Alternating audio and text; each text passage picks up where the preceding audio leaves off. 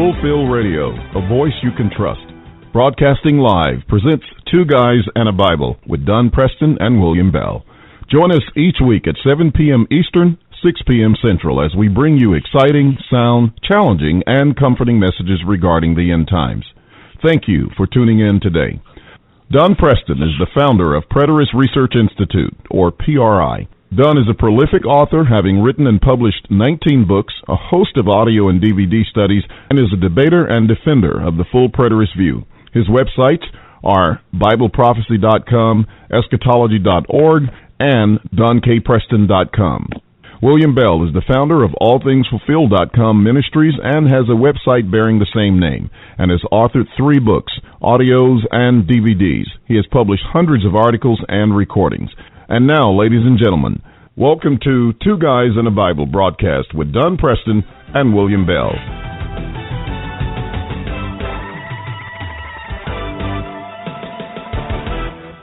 Good evening, ladies and gentlemen. This is William Bell. Welcome to Two Guys and a Bible, right here on Fulfill Radio, a voice you can trust. And I'm with Don Preston this evening. Don, how are you doing? I'm doing well, William. Doing very, very well. And you? I'm glad to know that you're well as usual. And, hope that we got some good stuff for our audience this evening. Well, I'm sure that's going to be the case, especially as we've had the opportunity for the past 3 weeks now, 2 weeks or so, to look over some of the things that Kenneth Gentry has said. We'll be getting into that shortly. And I understand also that you've had a conversation or two with him, either by phone or email, regarding a debate. Yes. Okay, emails yes, regarding a debate. And then when you're done, I'll share some information with you as well. But go ahead. Yeah, well, as I mentioned on, I believe the very first segment of our discussion about Kenneth Gentry, he wrote an article on his blog entitled Are Preterists Futurists, after all, to that. And as you and I have discussed on this, to say the very least, it sounds like we're going to lose Don here in a minute. I can hear that barrel sound that we might be losing him. So, Don, if you can hear me, just go ahead and prepare to sign back in if you're out. But I can't hear a thing that you're saying right now. So let's see if you're still in. Try it again. I'm right here, William. Can you hear me? Yeah, very well. Go ahead. Okay. Well, as we had, the reason that we began our discussion of Kenneth Gentry was that he just recently wrote an article on his blog entitled Are Preterists Futurists, after all, or Are Preterists Futurists?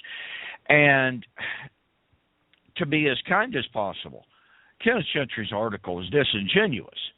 It was simply unbelievable that somebody would write what he did, and I would hope that the observant readers who read the article would themselves be ever so slightly incensed by what Gentry said. And as you know very well, William, that I have in the past, and many, many others on my behalf, I have challenged Kenneth Gentry to debate me publicly and formally. Shoot, I'd be glad to have a written debate with him. But on any number of different occasions, people who know Kenneth Gentry personally have contacted me and said, I would love nothing better than to see a debate with Kenneth Gentry and Don Preston. Would you allow me, on your behalf, to challenge Kenneth Gentry? I have invariably said, absolutely, 100%, you have my blessing, you have my approval to challenge Kenneth Gentry on my behalf to formally meet me in debate.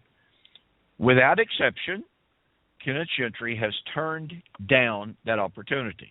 Now, during the same time that he was turning me down, he was engaging in formal debate with dispensationalists, for instance. He was engaging in lots and lots of writing against covenant eschatology. So it wasn't like he didn't have time to devote to a discussion of, a study of covenant eschatology. But he invariably turned down the invitation and the challenges to meet me in formal debate, even though, let me reiterate and reemphasize, he was being challenged by people who knew him, people that he respected, and yet absolutely refused to engage me in formal debate.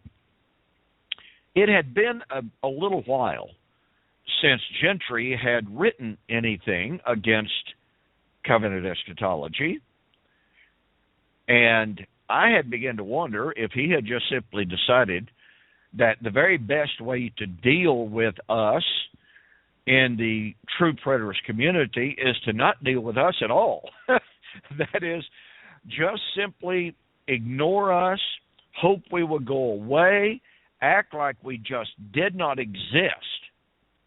So I was somewhat, I won't say shocked by any stretch of the imagination because that's too strong a word, but I was certainly bemused to know that he had written this article. Then when I read the article, I was literally stunned as I read the article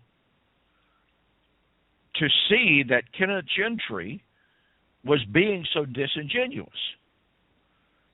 And as we developed on last week's program, folks, what I mean by that is he raises this question of, and his term is hyper-preterists.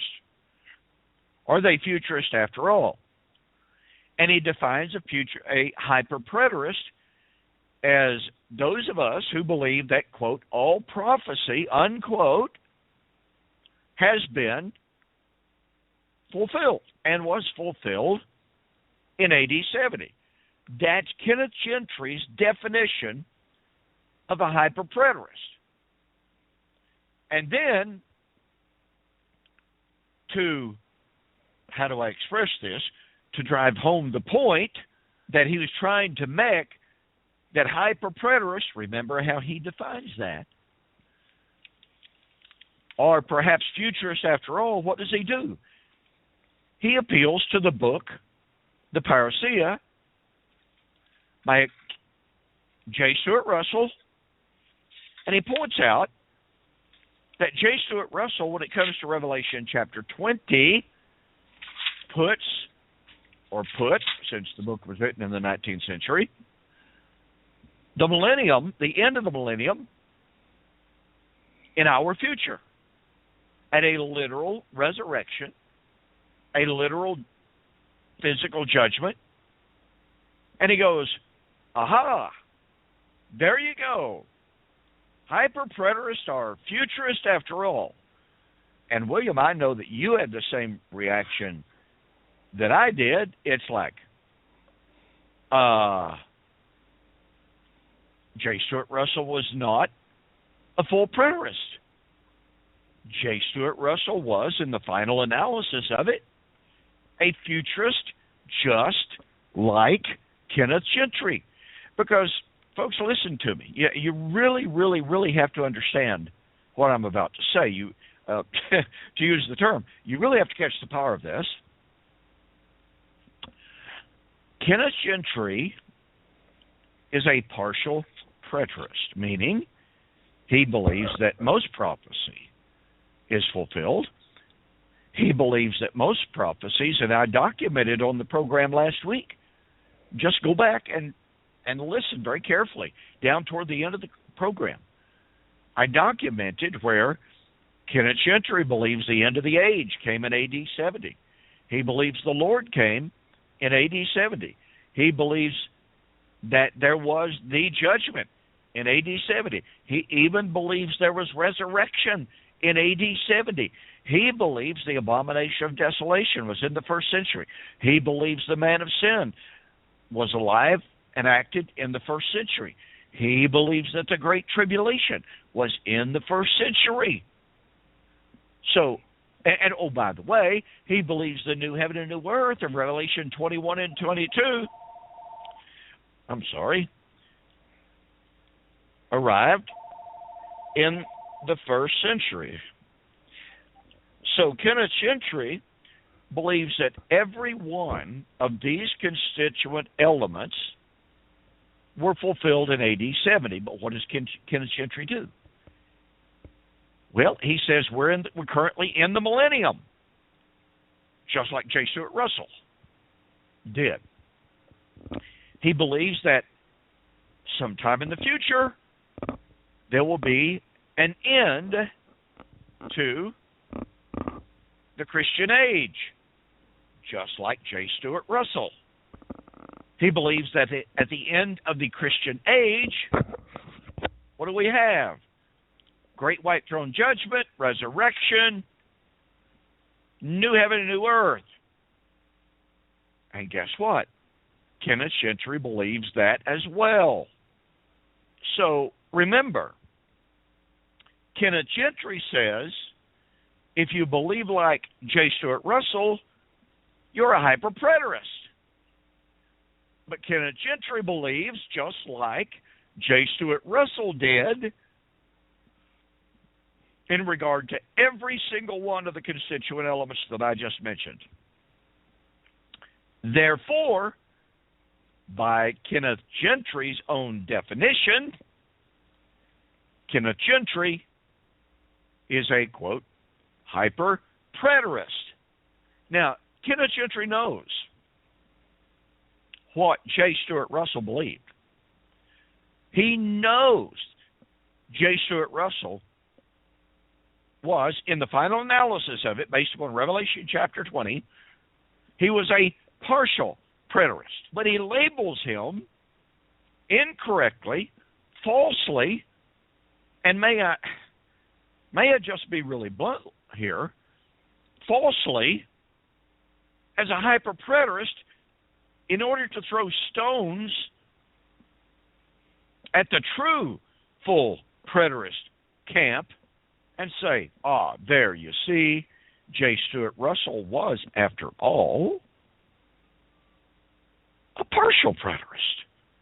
In other words, he was a futurist. But as we've already shown you, he was a futurist exactly like Kenneth Gentry. So, Kenneth Gentry winds up agreeing with J. Stuart Russell. Therefore, Kenneth Gentry is a hyper-preterist. That means, guess what? He shouldn't be condemning the true preterist that he labels as hyper-preterist. I don't even know what he's going to have to label us as now, William, since he labeled us at the beginning of the article as hyper-preterists are those who believe that all prophecy, all of it, not just some of it, not even most of it, he labeled us as hyper-preterists. Then he turns right around and says hyper-preterists actually believed, in the case of J. Stuart Russell, that there is a yet future end of the millennium, resurrection, judgment, etc. But that's what Kenneth Gentry believes. So Kenneth Gentry has now classified himself as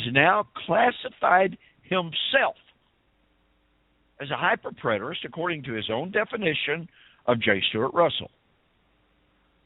So what in the world is he going to have to label us as, William, if he has now labeled himself in the same exact classification as J. Stuart Russell? Well, if he's labeled himself with J. Stuart Russell, of course, he's going to be which is what he and Russell is, what you've just got through elaborating on. We're partial preterists in the fullest sense of the concept or the term. And if he's going to take any position other than that, he's either going to abandon preterism altogether or he's going to move closer to a more consistent view, which is to become a full preterist, which is the only logical position. I mean, everybody around them under their influence are basically telling them and showing them that through their behavior, because once they get a whiff of men like Kenneth Gentry in terms of his logic and teachings, along with those of American Vision and what's his name, Joel McDermott. Joel McDermott and Gary DeMar. I mean, this is what they're telling us, and of course the numbers are showing it. The results are showing it. So that's what his end is going to be. So he either comes all the way, or he stays where he is, or goes backward. I don't think he's going to do the latter two based on, it's like the stock market. You can only predict the future based on what they've done in the past. And he's moved his markers quite a bit toward preterism, full preterism in the last few years. So it's not very much left. Yes. What you just said, William, is stunningly true for anyone who has followed Kenneth Gentry's writings like I have, especially, and like a whole lot of other people have. When you say that he has moved his markers closer and closer to Covenant Eschatology, boy, oh boy, is that ever true. I have documented in my book, We Shall Meet Him in the Air, The Wedding of the King of Kings, how in the past, Kenneth Gentry once believed and taught that Daniel chapter 12, verse 2, many of those who sleep in the dust of the earth shall arise, some to everlasting life, some to everlasting condemnation, was a reference and prediction of the end of human history. The raising of literal physical corpses out of the ground at the end of time. Well, guess what? He no longer believes that. Kenneth Gentry now espouses, and he says so in his 2009 He Shall Have Dominion, Defense of Postmillennialism. He now takes the view, although he doesn't tell anybody he's changed, he never steps up and says, now, look, folks, I once believed the following about Daniel chapter 12, but after further study, I've now changed my mind, and I no longer believe that. Here's what I believe. I now believe it's speaking of the corporate resurrection of Old Covenant Israel out of the grave of Judaism into and transformed into the spiritual body of Christ, which is exactly what he has done. So here is Kenneth Gentry radically changing one of his views on what has historically been a bulwark of the defense and the view of a literalistic, physical, individual resurrection of biological human beings. And by the way, William, I don't know if you're as familiar with this or not, but historically, Kenneth Gentry has been a staunch advocate of a divided Olivet discourse. As you and I were raised believing that Matthew 24 is about two subjects. When Jesus predicted the destruction of Jerusalem in Matthew chapter 24 and verse 2, it automatically conjured up images in the disciples' minds of the end of time, the end of the Christian age. Now, look, you got to ask yourself the question, how would the destruction of the Jewish temple conjure up images of the end of the Christian age? Are we not told repeatedly, emphatically, and even vociferously that the destruction of Jerusalem and the destruction of the temple had nothing whatsoever to do with the second coming and the end of the Christian age? Well, folks, if the destruction of the temple had nothing whatsoever to do with the Christian age, why, in the name of reason and logic, would the disciples automatically think of the end of the Christian age when Jesus predicted the destruction of the temple? Hello? I mean, people can be so illogical. Absolutely so illogical.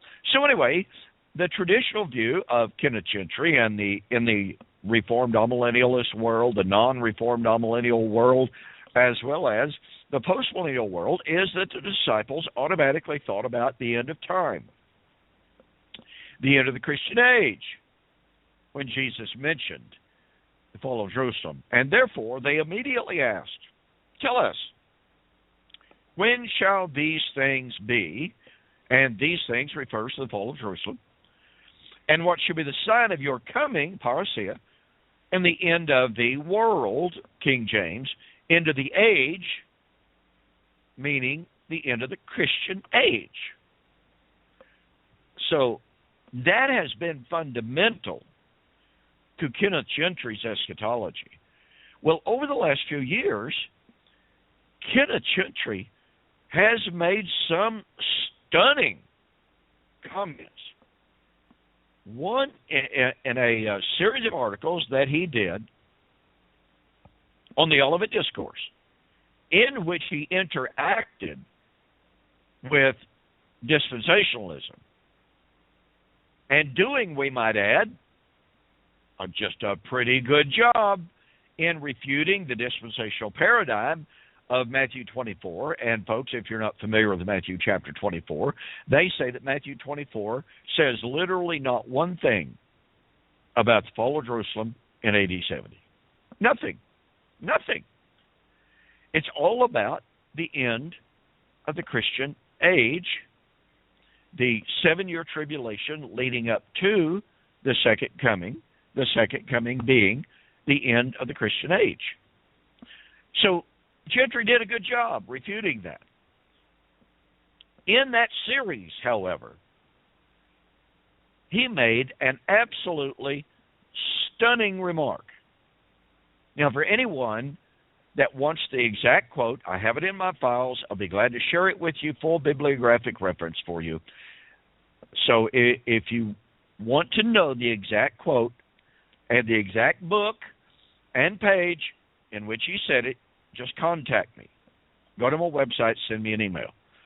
But Kenneth Gentry said, to paraphrase, well, there are an awful lot of postmillennialists, there are a lot of partial preterists who now take the position that the entirety of the Olivet Discourse was, in fact, about nothing but the coming of the Lord in AD 70, at the end of the Old Covenant age.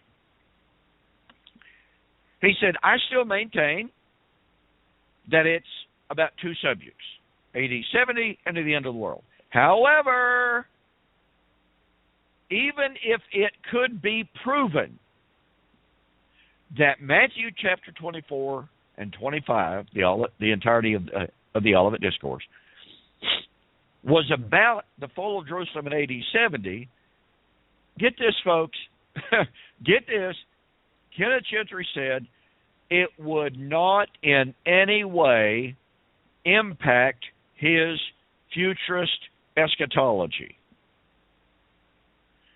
William, what is your response to a claim basically made by anyone that would say that you can take Matthew chapter 24 and 25 as referring exclusively to AD 70 without impacting a futurist eschatology in any way? Well, that runs into a dead-end street because Matthew 24 and 25 encompasses the entire scope of eschatology. You've got, of course, the destruction of the temple and the parousia in chapter 24, the end of the age.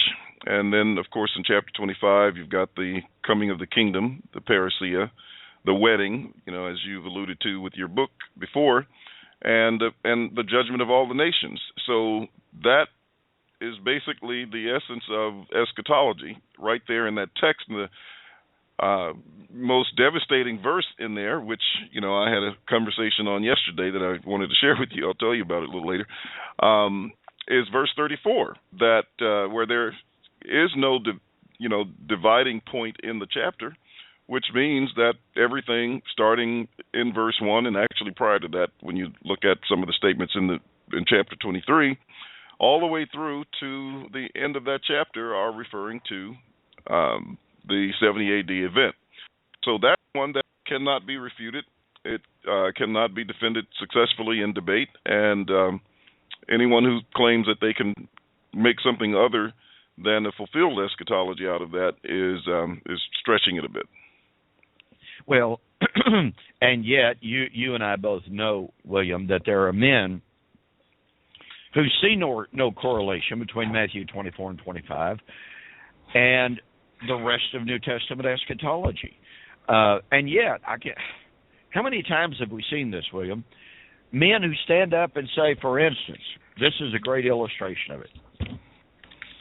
I will never forget, back in 2008, I believe it was, I debated amillennialist Church of Christ minister John Welch in Indianapolis.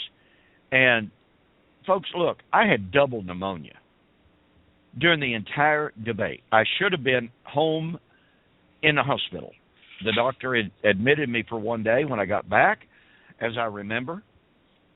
But they gave me heavy doses of antibiotic when I got back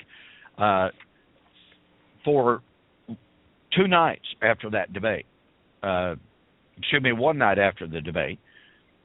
And going back to my hotel room, I had to go through I was going through a drive-by to try to get something to eat. And please excuse the graphic language, but I threw up like crazy. And I was so sick during the actual debate that John Welch urged me to withdraw because it was so obvious how sick I was. And I should have withdrawn and rescheduled for another time. But be that as it may, he appealed to 1 Thessalonians chapter 4 over and over and over again. And so I put up a chart with the constituent element parallels, the point-by-point, perfect, absolutely perfect parallels between Matthew 24, 29 to 34. And remember that John Welch took the position that Matthew 24, 4 to 34, all refer to AD 70. So, I put up this chart.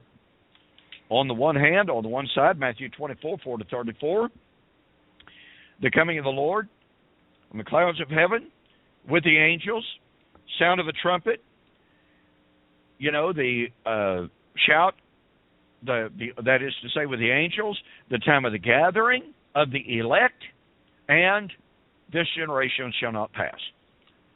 On the right-hand side of the chart was 1 Thessalonians chapter 4, listing every single one of those same elements. And across the bottom of the chart, the challenge: show us the difference. What is the difference? And William, I will never forget looking out on that audience as I went down those constituent elements. And I pointed out that Paul said, now this we say to you, brethren, by the word of the Lord, verse 15, which most scholars take to mean that Paul is referring to the prior teaching of Jesus, i.e. the Olivet Discourse, in 1 Thessalonians chapter 4. And I made the point.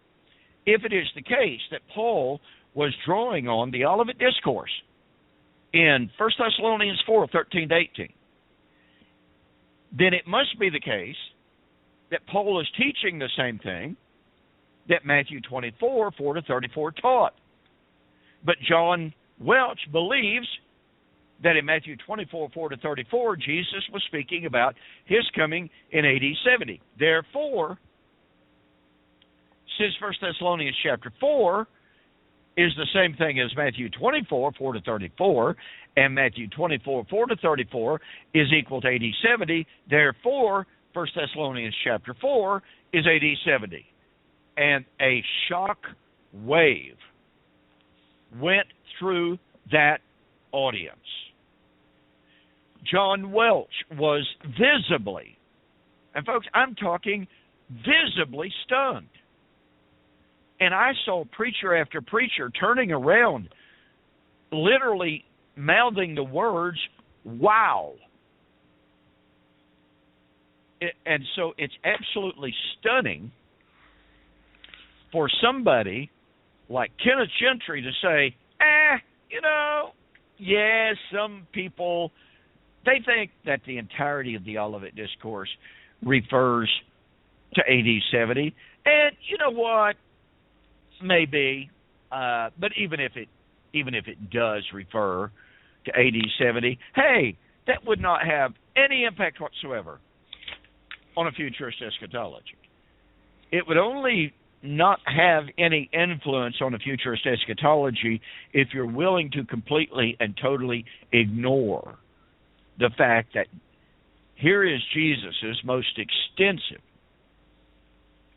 most in-depth, most important teaching on eschatology, and we're supposed to believe that the rest of the New Testament writers in their eschatology completely and totally ignored everything Jesus had to say in the Olivet Discourse.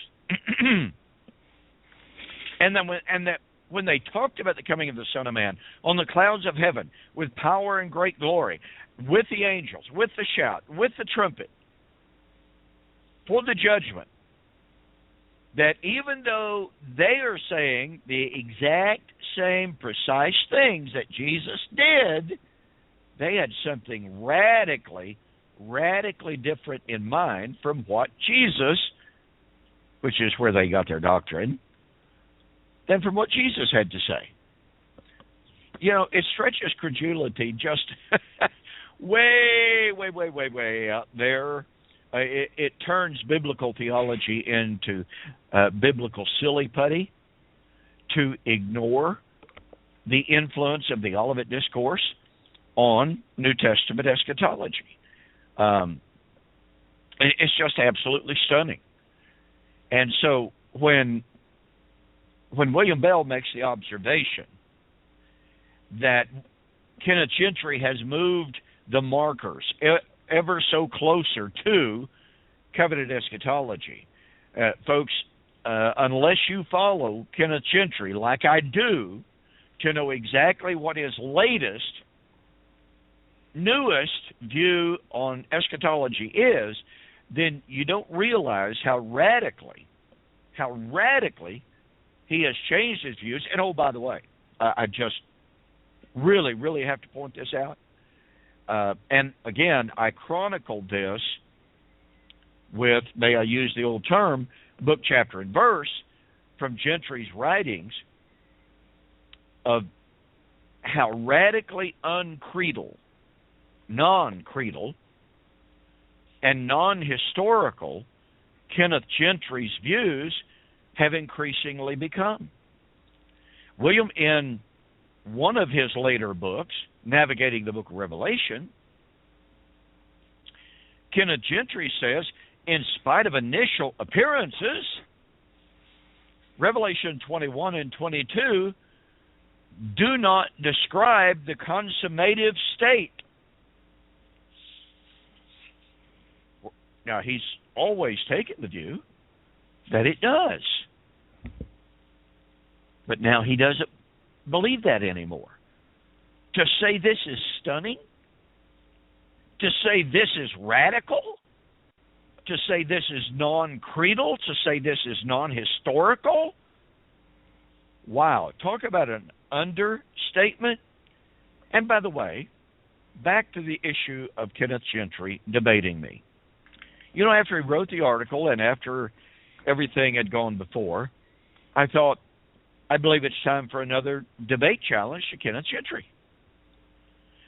And so, and by the way, I had even issued a challenge from the pulpit for any of the men on the dais, on the lectureship with me at the Criswell College seminar in 2012, including Greg Beale, Greg Blazing, and two other men.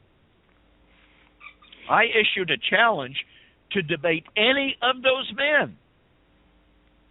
They didn't even mention the fact that I had issued the challenge, completely and totally ignored the challenge made right there on the stage. It's as if I had never uttered the words. Oh, but I was obviously a heretic. So, following the publication of his newest article, I sent Kenneth Gentry an email. Now, I want you to know I want to be as kind as possible here, as honest and objective as possible. Kenneth Gentry and I sometimes correspond. I order books from him because I sell some of his books, because I'm a firm believer, as William has already stated. I know without a doubt whatsoever that it is an irrefutable fact that when people read Kenneth Gentry's books and follow the logic, follow the hermeneutic, follow the exegesis, they wind up as full preterists. So my attitude is, read Kenneth Gentry. Sooner or later, you'll become a full preterist. So, again, Kenneth Gentry and I sometimes correspond. He has always been cordial in our response. He has been a gentleman in our response, and I appreciate that very, very much. So I sent him another invitation, and I pointed out that in 2017, the Preterist Pilgrim Weekend, Lord willing, nothing happens, but our theme will be the problems with postmillennialism. And I told him I would love for him to meet me in formal debate for 2 nights. During that debate, I offered some propositions, which, to be honest about it, he should have no problem whatsoever signing either one of the propositions, either an affirmative on his case or to negate my proposition. And I urged him to accept the invitation. After a couple of days, I received his answer, and he said, "Well, Don, I appreciate your persistence," was his word, which is a reference to the fact that he has been challenged over and over and over and over again, and turned me down every time. But, as he said, he's too busy. He just signed some kind of a 3-year contract that will keep him busy. And he said, "Oh, by the way, I do not debate any more." Well, that's an interesting comment coming from someone who has for many years been considered the preeminent debater in the postmillennial camp. But I mean, after all, how inconsistent did it look, William, for Kenneth Gentry to debate amillennialists, which he did, and then not debate a true preterist who is foaming at the mouth, as it were, to debate him, who's well aware of the debate that he had with amillennialists. How inconsistent is it for Kenneth Gentry to eagerly debate dispensationalists and yet at the same time refuse to debate someone who is well qualified, may I use the term, to debate him and to use his own arguments against dispensationalism against him? So perhaps Kenneth Gentry realized that the more he debated amillennialists, but wouldn't debate me, the more he debated dispensationalists, but refused to debate me, that it became increasingly and glaringly hypocritical on his part to be seen as a chief apologist for the postmillennial view, and yet at the same time to refuse to debate an apologist from the paradigm which poses the greatest challenge to his postmillennialism of any paradigm. Look, folks, amillennialism poses no challenge. Or amillennialism poses no challenge to postmillennialism.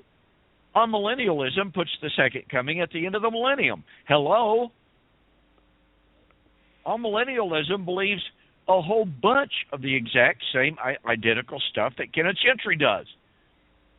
Dispensationalism poses no issue, no challenge for Kenneth Gentry's postmillennialism. After all, Kenneth Gentry believes just like the dispensationalists do, there will be a, quote, mass conversion of the majority of ethnic Israel, unquote, at the end of the Christian age, just like the dispensationalists do. Well, Don, I have a question that came in. All right. That will allow you to continue to elaborate further on Gentry's views. This one came in from Gerald, and he asked this question: what passages do Kenneth Gentry say are still future? And also,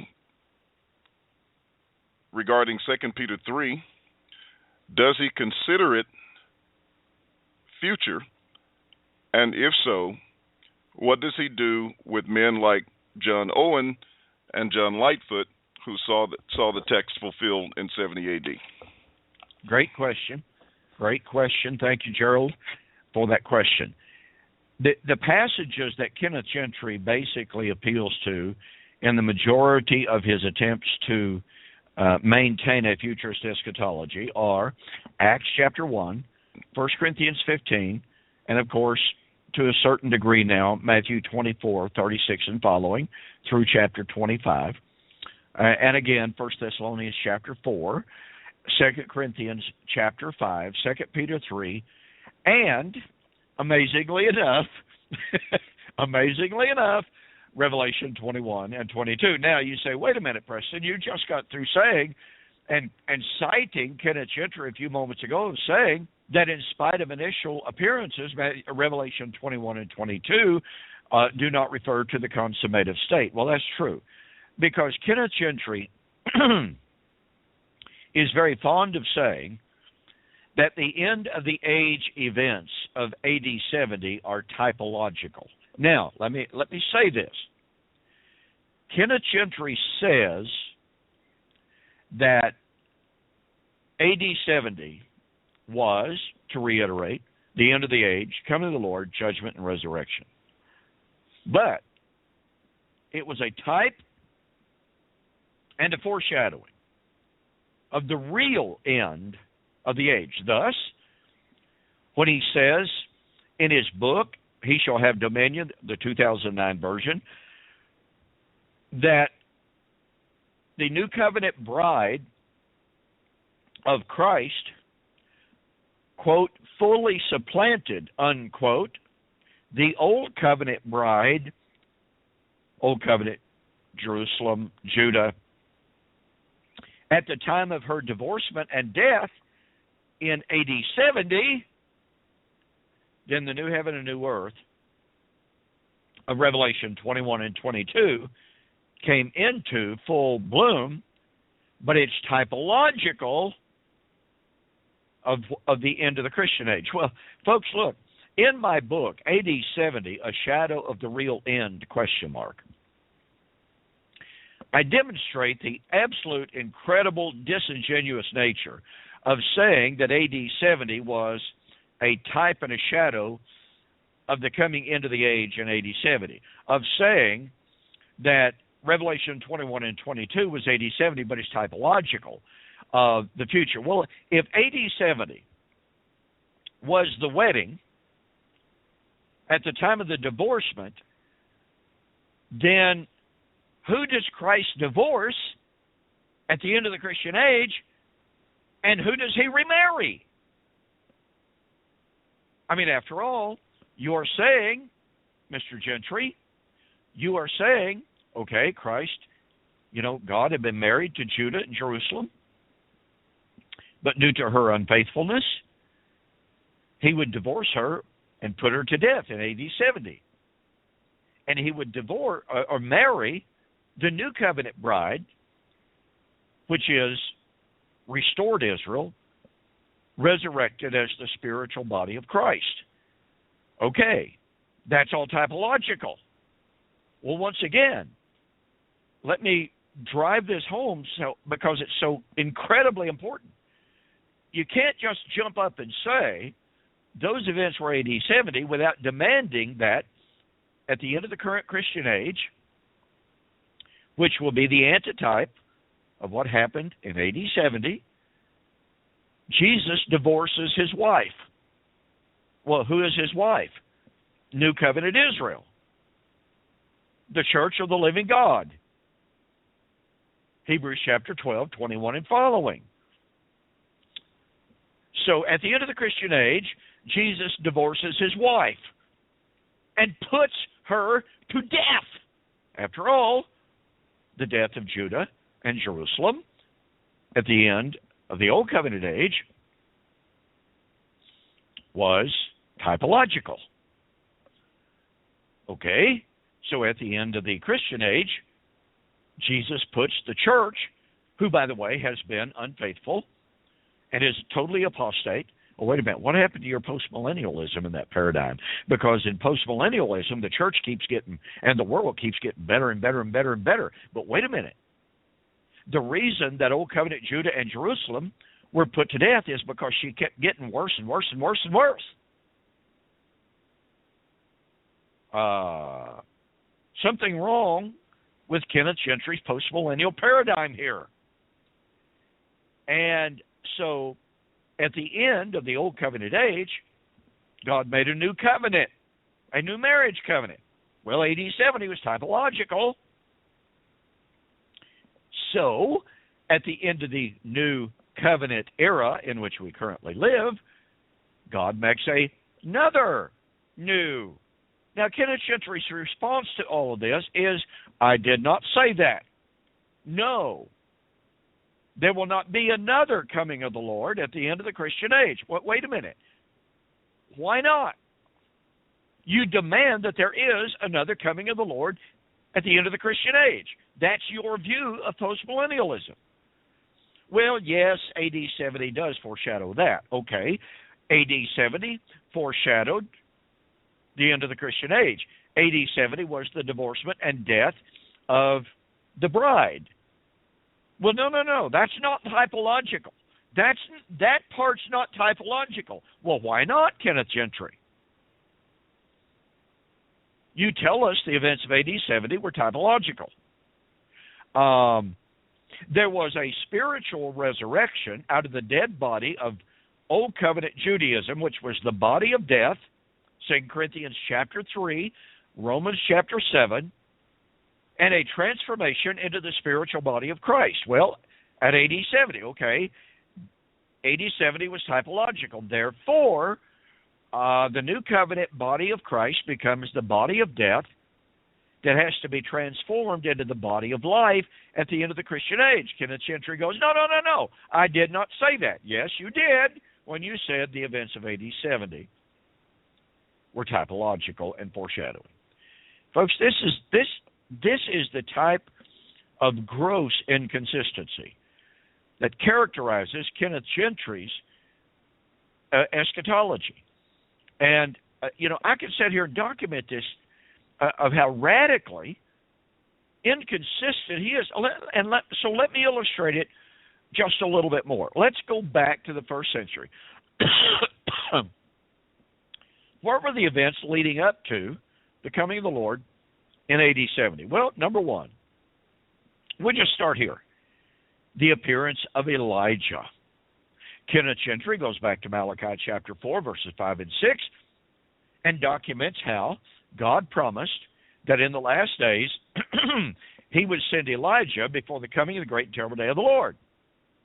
John the Baptizer, as Kenneth Gentry says, the evidence is clear and overwhelming that John the Baptizer was Elijah. He came before the great and terrible day of the Lord of AD 70. Well, Kenneth Gentry tells us the events of AD 70 were typological. Oh, well, wait, stop. Hang on. The dispensationalists say John was not Elijah. Kenneth Gentry says you are flat wrong, Mr. Dispensationalist. Jesus is clear. He is emphatic. He is undeniable. In his statements, John was Elijah. Matthew chapter 17, 10 and following. So Elijah has come. So the dispensationalists will turn around and say, oh, well, okay, yeah. John the Baptizer, maybe he was Elijah, but he's only a type of the real Elijah who will come before the real day of the Lord. And Kenneth Gentry says that is a false doctrine. There is no biblical evidence whatsoever. And what does he do, by the way? He appeals to the unique character and the unique nature of John the Baptizer. And he says there is no justification whatsoever. There is no biblical proof whatsoever for saying John was a type of the real Elijah. So John was Elijah, and he was not a type of another John, of another, or as another Elijah, of another day of the Lord. Oh, but wait, AD 70 was the day of the Lord foreshadowing another day of the Lord. So here is John, who's not a type. Here's the day of the Lord of AD 70, but it is a type.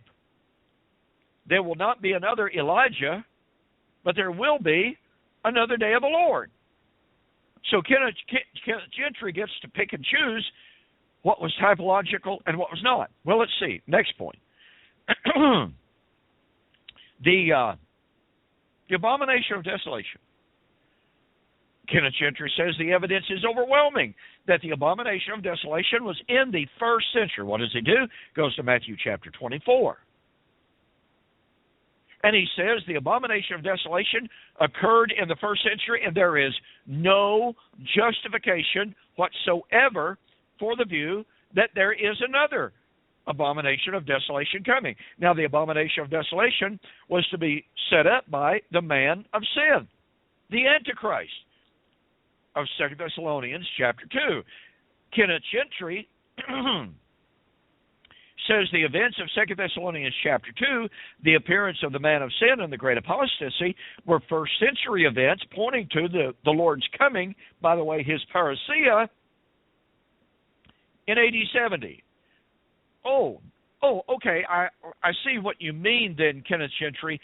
So AD 70, the coming of the Lord, foreshadows the coming of the Lord at the end of the Christian age, and that must mean that we're to expect the ultimate man of sin and the ultimate abomination of desolation and the ultimate great tribulation that would result from the setting up of the abomination of desolation. And Kenneth Gentry goes, no. Absolutely not. The Bible is clear and emphatic that the man of sin was alive in the first century. The Antichrist was not to be one single man, but there were many Antichrists. 1 John chapter 2, verse 18 is emphatic that they appeared in the first century. The evidence is overwhelming that the abomination of desolation was in the first century. It was not typological. There's no justification for that. And the Great Tribulation, the evidence is clear, abundant, and overwhelming that the Great Tribulation occurred in the first century prior to the fall of Jerusalem in AD 70. It is not typological of anything. And yet, okay, wait a minute, the man of sin in the first century appeared before the day of the Lord. The day of the Lord of AD 70 is typological of another coming day of the Lord, but the man of sin of the first century is not typological. The abomination of desolation of the first century was a sign of the coming day of the Lord. That day of the Lord of AD 70 was typological of the day of the Lord at the end of the Christian age. Oh, well, okay, so there will be yet another abomination of desolation pointing to the antitypical coming of the Lord at the end of the Christian age. Absolutely not, Kenneth Gentry says. Absolutely not. We're not expecting, there is no evidence that the abomination of desolation of the first century was typological of another yet future abomination of desolation. Oh, so, okay, so let me get this. The man of sin was not typological of another man of sin. That's correct, Kenneth Gentry says. The abomination of desolation was not typological of another abomination of desolation. That is correct, says Mr. Gentry.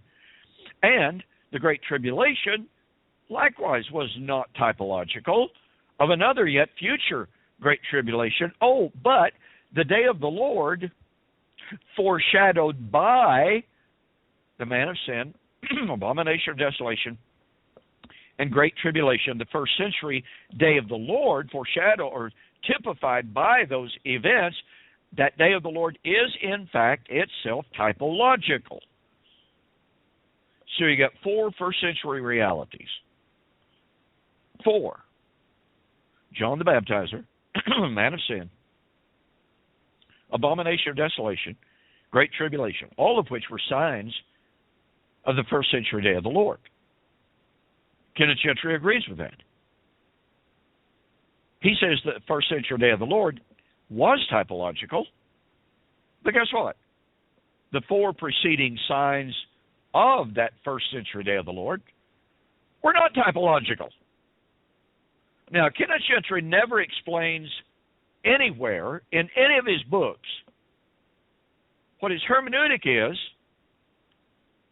for his smorgasbord, potpourri type of approach to typology.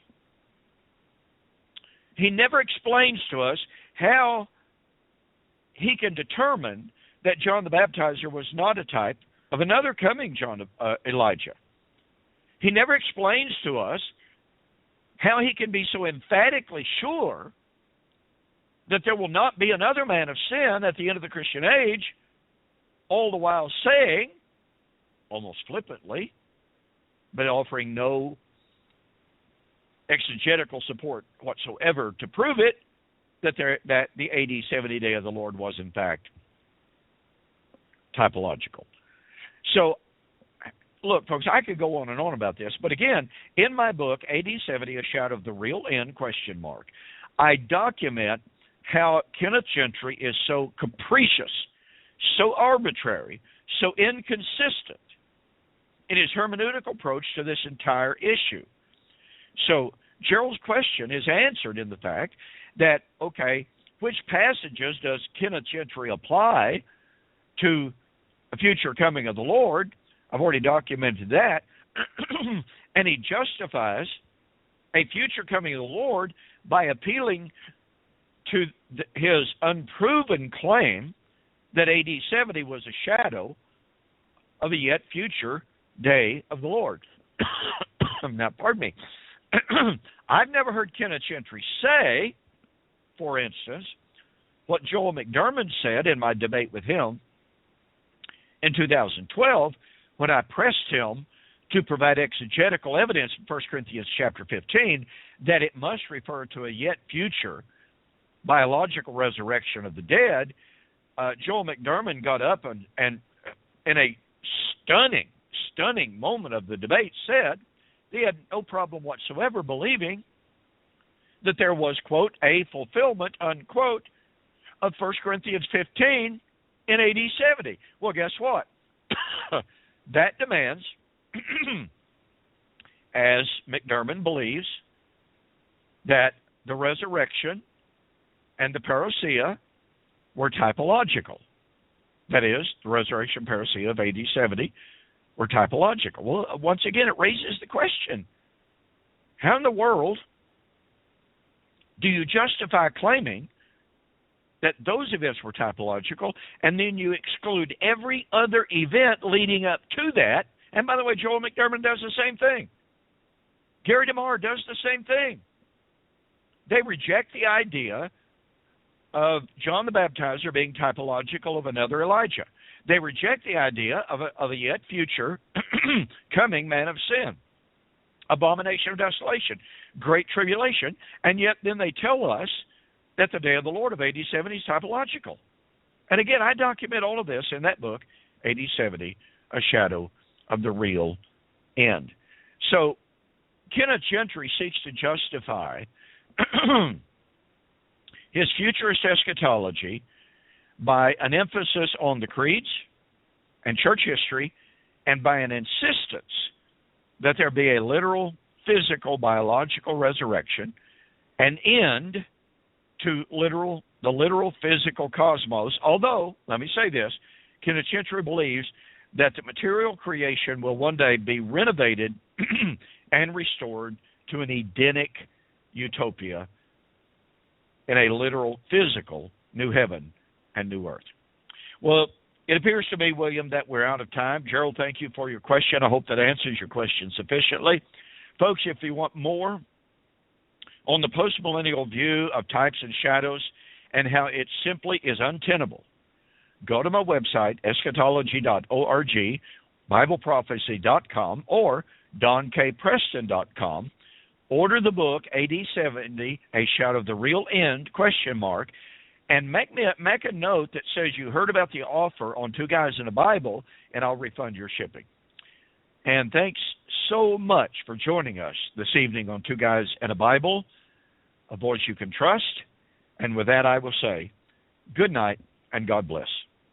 Thank you for joining the Two Guys in a Bible radio broadcast. On behalf of Don Preston and myself, we'd like to say have a very pleasant day and may God bless. Until next time, we'll see you on Fulfill Radio, a voice you can trust.